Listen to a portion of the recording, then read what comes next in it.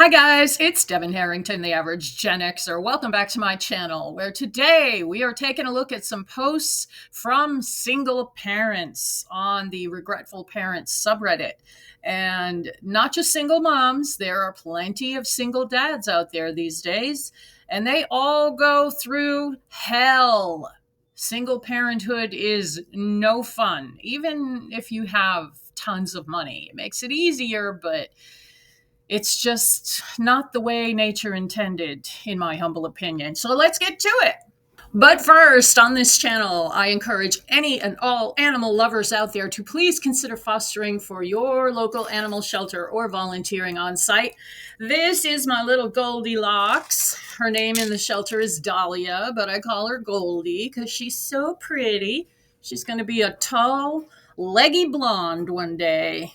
But she came into the shelter as a stray with a broken pelvis. She's been on crate rest for a month, and because I was able to foster her, she will not have to grow up in a shelter. She can learn to live with other dogs and be in a home, which makes her that much more adoptable. So if you love animals, please do it for them. Help save the world, and consider volunteering or fostering for your local animal shelter. Thank you. Okay, first post is from the G in Lasagna. How do you stop regretting having a child as a single parent? And this is venting. I stupidly agreed to have a child with a man I fell too quickly in love with, within not even a year of dating, because of pressure from him to have a kid and societal pressures. I know, red flag, stupid me. Let me guess, you were young and stupid? That's why nobody should be having kids under the age of, I would say 25, but let's say 30 to be on the safe side. No one should be reproducing until they are 30. They should have to do a certain number of community service hours, taking care of infants in hospitals or something. We have to have something, a standardized course even online to show you what it's really like to have a baby, because there's way too many people that just go into it without even thinking. And that is the whole purpose of why I read these posts, to serve as a cautionary tale. Okay, she goes on. We got engaged, moved in, had the kid. Because of all the drastic life changes that happened in a span of over just a year of being together, plus huge differences in parenting styles, engagement ended. We lived together for one more excruciating year, fights galore with the ex, and then we broke up. Now I am a single mom with the majority of custody of the child because my ex wants to be a parent only 1 week every month. I am burned out to my core. I cannot take it anymore. Sometimes I look at my child and think about placing them for adoption so I do not have to deal with them or my ex anymore. That's certainly an option. But, it's been a couple years and you do get attached to your baby. So, that's a horrible choice to have to make, but for some people, it is the best choice. She goes on. I cannot take it anymore. Sometimes I look at my child and I think about placing them for adoption so I don't have to deal with them or my ex anymore. But then guilt sets in. I feel sorry for my child. Neither their father nor their mother really want them. Yeah, that's why you shouldn't be just willy-nilly dropping kids into the world. Just because you had sex with some guy you think you love, which you don't, because love is an action that takes a long time to develop. You are in lust, people. Lust is not the same as love. She goes on, I would never have had a child had I known I'd be a single mom stuck to a narcissistic ex for 15 plus years. How on earth does anyone stop regretting their child as a single parent? Well, maybe you never do. Maybe it's like grief. You have to grieve the life that you gave up to have the baby. You have to grieve the life you gave up to have the baby. And, just because you're grieving something, you never get to the end of that grief. You just learn to live with it. Okay, comments here. Lucius Verus, who is not a parent, said, I would never have had a child had I known I'd be a single mom. This is a message that must be drilled into every single woman thinking of having kids. Amen. With today's high divorce rates, it's extremely high for this to happen. And today, even married women, every married woman needs to ask herself, would I be prepared to be a single mom before jumping into motherhood? Also ask yourself if you will be a single mom anyway, even though you're married, because the mother is always the default parent. And usually, on this sub, you hear a lot of stories about women feeling like they're single moms, that their husband is one of their children. And how much does that suck? Sailor Chibi, also not a parent, said, I can't second this hard enough, especially when you factor in the possibility of an accident or illness taking a partner away too. And Psycho Silly said, I've watched so many women struggle with being a single parent. They never think it's going to happen to them or things will be different. It's not just about your partner leaving. They could also pass away or one of you could become disabled. Very true. People don't consider at all the varied what ifs that come into play once you have a kid. Recently, Magnificent said 100% this. I wish more women would understand that and stop being blinded by romance and promises. Oh, yes. Unfortunately, the women who are most susceptible to romance and promises are also the most fertile because they're young. You don't fall for romance and promises once you get older, if you're doing it right. Zapatitos Decoral, also not a parent, said, yep, I've always said if I can't comfortably afford taking care of a child by myself, I am not having one. Comfortably afford means having several $1,000s of leftover money for childcare and other expenses. Childcare in my area runs about $2,000 a month, if not more. I can't afford it, and I also don't have family to help or hand me money. It would just be a mess. Women are always primarily responsible for the kids. I've clearly communicated this to my partner. We see super moms doing it and making it look easy, and we think, oh, maybe I could do that. It always works out, but no one knows what they go through. No thanks. Think about it 100 times over, always.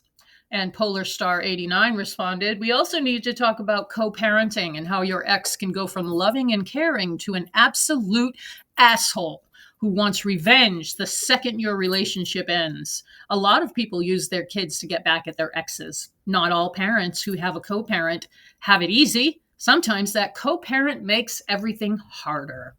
Yes, that is true. Especially when they do nothing but go to work and come home and play video games all night. Or even worse, when they don't go to work and play video games and smoke weed all day. Don't have a kid with that guy. Okay, next post, and this is from a single dad, and this is a really sad story. This is from user Lonely Film, and it's titled, My Wife is the One That Wanted Kids, Then She Died. Yikes. My wife always wanted kids, dreamed about it, planned for it, and I just went along with it because I was a fence sitter and I loved her so much. I was content with just the two of us, but I thought having a kid couldn't be that hard. Oh, God. Idiot! Absolute idiot. It didn't even occur to him to Google it. Like, I bet you there's a YouTube video of an infant screaming their head off for 2 hours. You should listen to that. That should be required listening before having a child. He goes on. When she got pregnant, I thought, why not? Maybe I could be a good father. Maybe you suck at it. Jesus. Maybe I could be a good father? Really? That's the attitude you take? Because he thought that the wife was just going to do everything and he was just going to be the fun dad. But I didn't know she was the glue holding everything together. I never thought she would die, especially at only 24. Oh, that's tragic. She knew how to handle everything. When our daughter barely turned 1, my wife died. Our daughter was barely starting to say words, and my wife left me alone with a baby. Get the fuck over yourself, dude. It's your baby, too. And then he has the nerve to say, and I can't do a good job to take care of her alone. Suck it up, just like so many women have to do when the guy walks out.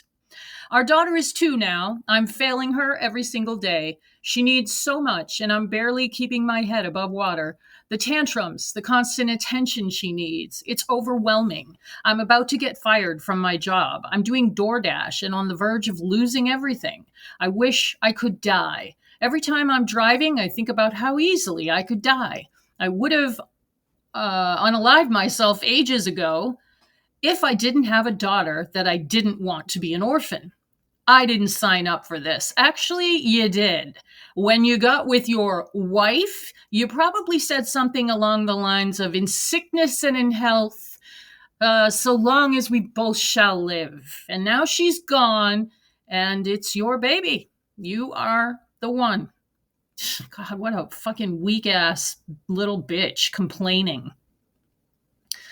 I didn't sign up for this. I didn't sign up to be a single parent. I'm not strong enough. Too bad.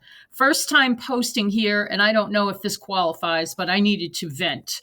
And then there's an edit. Thank you so much for all the comments. I'm trying to read all of them. I reached out to my mother-in-law explaining that I'm really struggling, so we'll see what happens from there. There is a Social Security office a few miles away from me, so I'll see about Social Security benefits and maybe WIC. Okay, comments on this one. Peeping Tara said, I have no advice, but I'm so sorry for your loss. I can't imagine trying to grieve and parent such a young child. You got this, man. Hang in there. Actually, you don't know if he's got this. Nobody knows. People say that because they want you to have it. They want you to be able to handle it, no problem. But there's no guarantee that you will. You got this. Lucky Author said, do you have a community like parents or siblings you can lean on? I'm really sorry you're going through this. And the OP responded, I have my mother-in-law, and she usually helps with my daughter, but I get too ashamed venting to people I know or asking for financial help. Polar Star said, your mother-in-law might want to help out more. Her granddaughter is a piece that she has left of her daughter. That's true. And he didn't say how the daughter died. Maybe car accident. He doesn't give any clues. Tried and Prejudice. Please try talking to your mother-in-law about how you're feeling. It sounds like she'd want to help you. You need someone to come alongside you for a bit, which is normal. If my son-in-law were in your situation, I'd do everything I could to help him because he's the person my daughter loved best and the father of her child. I bet your mother-in-law has very warm feelings toward you and will want to help. What about your own parents? Are they able to listen to you and perhaps provide some assistance? Someone who deleted their accounts said, don't be afraid to ask for help. Move in with your parents or your mother-in-law if you can get more help physically and financially. Go to food banks. Apply for welfare, and so whatever you have to. I'm so very sorry for your loss. I think you sound very overwhelmed and depressed, which is understandable. They do get better with time. Okay, last post for today, and this is by Indigo G. And she gets right to the point. Being a single mother is hell. Yes, and that's why everyone who is pregnant, thinks they might be pregnant, wants to get pregnant, should absolutely do as much research as possible, including reading the Regretful Parents subreddit daily. So, such a waste of human potential is lost just because someone gets knocked up. Such a waste. Okay, she says, first of all, I want to thank all of the fellow parents on here because this sub is getting me through a very dark time. I wouldn't say I regret having my daughter, she's 7, because I love her more than anything. I genuinely like her personality about 75% of the time, but doing this alone feels like torture because it is. The human race was not meant to have single parents. We're meant to pair up because that's how much energy and time it takes. I mean, they have that saying, it takes a village to raise a child for a reason. In my opinion, the main reason is to bullshit people so they'll keep reproducing because they think there's going to be a village that shows up to help them. But it also is true. It takes so much work to raise a decent human being. Okay, she goes on. Her dad is a narcissistic addict who has recently relapsed, so it's just me and her 24/7 now with no breaks. She has become extremely defiant recently, usually in the evenings, but sometimes in the mornings before school, too. Bedtime is the worst. She becomes overactive, fights her sleep, and seems to take pleasure in making me furious. I feel the most overwhelming rage I have experienced as an adult. Several times a week, I scare myself, and I hate myself for it. So begins the pointless thought loop of she'd be better off without me, except she wouldn't, because there is no one else to look after her. Oh dear. And all of this suffering could have been prevented with a lowly condom. She goes on, I always thought I'd be a good mom for some reason. Never had much of a bond with my own mom, who I grew up feeling hated by. But how wrong I was. I barely have the energy to do the absolute minimum. I take her to clubs, play dates, parties, try to create some positive childhood memories for her to counteract the horrible ones. But I honestly find little joy in life now. I feel no excitement for a future when she may finally realize how shit I am and rightfully start to hate me. So she's just perpetuating the cycle.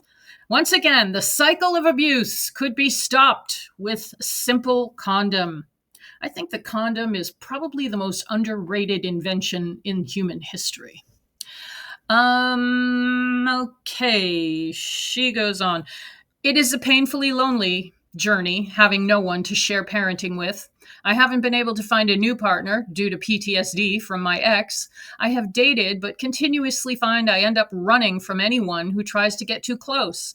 I have tried psychotherapy, energy healing, past life regression therapy, quantum freedom healing. That's one I've never heard of. Positive affirmations, transcendental meditation, 12-step groups, all to try to move on from the trauma of my narcissistic ex and be open to new love. But so far, none of it has worked. If I may make a suggestion, ma'am, EMDR therapy is the way to go. It helps neutralize traumatic memories with brain science. EMDR. Check it out. My parents do help when they can, but they both got chronic pain, so it's hard for them. She also messes them about too, so I feel guilty about asking. She behaves like an angel for her father because she is scared of him. The only thing he was good for was to be used as a threat for telling her off. But now I don't even have that because he's AWOL. My friend took his own life 4 months ago. Ugh. And I spend most days wishing I had the option to do the same. But I'm all she has, so I have to be everything for her. There is no one else. The weight of this burden is indescribable. I feel like I'm failing, and no matter what I do, nothing is ever good enough. I'm sure a lot of parents feel that way, but this is clearly a person who should not have gone through with the pregnancy. I mean, she doesn't say how old she is, but I bet she's way too fucking young. Some days are harder than others. This evening has been particularly horrendous. Thank you to anyone who has read this far. Well, you're welcome, Indigo G. Oh, Indigo Glow. I'm so sorry. Indigo Glow. Sky Blue commented, I have PTSD from my ex as well. While he is out living his best life, it makes me empathize with victims of crimes that never got justice. It made me stop believing in karma altogether. And the OP responded, so sorry you've experienced this too. I wouldn't wish this on any worst enemy. Sending hugs. Okay, Pumpkin responded, I felt this to my core. When I got pregnant, I knew I'd be doing it alone, not because of what the dad said, but because of how he acted. I found out I was pregnant at 5 weeks. I've always wanted to be a mom, but I couldn't have anticipated for what my motherhood journey would look like. I ended up having severely medically complex twins that were born at 24 weeks. They got healthy and survived, and since then, I have been a 24/7 caregiver to them. They're about to turn 5 next week. Exhausting doesn't even begin to describe having to be both parents. And that is why no one should do that. No one should just assume that someone else is going to take responsibility for the kid you bring into the world. This girl is saying that her daughter, who is 7, is a holy terror when she goes to her grandparents, and she's terrible to her, but she is raising the daughter. So the kid's behavior reflects on the parents. I was saying in the last video that back in the day, kids behaved out in public because it was trashy not to. It was shameful not to behave. When you leave the house, you went out dressed decently and put together. It's not like today where I could go to the coffee shop in my pajamas and nobody would bat an eye. But kids, I mean, they were taught the hard way in a lot of instances, but it is the parents' responsibility to get their children to behave. And I can see, she says it's painfully lonely. Yeah, it is. You shouldn't have had a kid. I mean, people think that they get pregnant, and because they're too holier than thou to terminate a pregnancy, that makes them the fucking Virgin Mary. It's ridiculous. Ridiculous what humans do. A couple more comments on this one. Someone who deleted their account said, "My mom raised my brother and I alone. She had a crap childhood, and then as an adult, she was left to raise 2 kids alone with no help. I'm sure my brother and I weren't angels. We were too young to know what she was going through, but as adults, we would do anything for her now, and we now know all the sacrifices and trauma she went through. The fact that you're there for her, are present, and love her, she will know one day how much you really did. Right now, I'm sure it's hell, but it will get better." Well, she is 7, so. Honest replied, "I have PTSD from an ex too. It's hard, really hard to get over. It took me 4 to 5 years to get to the point where I could accept letting other people in, friends or romantic. It's hard, but just give it time and it will get better." Actually, if it's true PTSD from trauma, it's in your nervous system. So the thoughts aren't going to go away. It's in your nervous system. And that's why I really love EMDR, because it's based on brain science and it helps rewire your brain. So it can be hard to find an EMDR therapist, but I did find one, and I see her online once a week. I'm very fortunate in that. Okay. Shitty Bang Bang said, "When I was in this spot, I was sharing in a very similar way at an Al-Anon meeting, and a woman about 20 to 30 years older than me shared that she had been through the same thing when she was my age. I couldn't believe it because she looked happy and content. She had a safe, comfortable life. I couldn't believe there was any kind of sequence of events that could lead from my life to hers. It sucks, yes. It is indescribable, but it's temporary. A different kind of temporary than I wish for you, but it will pass. Have you ever tried an Al-Anon meeting?" And yeah, Al-Anon is great. I think everyone in the world could benefit from the principles taught in Al-Anon. It's basically like the mind your fucking business 12-step program, because the whole concept of Al-Anon is not to try and control other people. And yeah, that's why a lot of these folks are miserable, because they are trying to control their lives. And with little kids, you don't have control. So yeah, Al-Anon would be a great place for her to check out. And it's free, totally free. And that is what I have for you today, guys. I just realized that my little twinkle lights, I forgot to put them on. And I'm actually looking for a better tapestry to put back there as the background, because that one doesn't look right in this room. It doesn't fill up the space.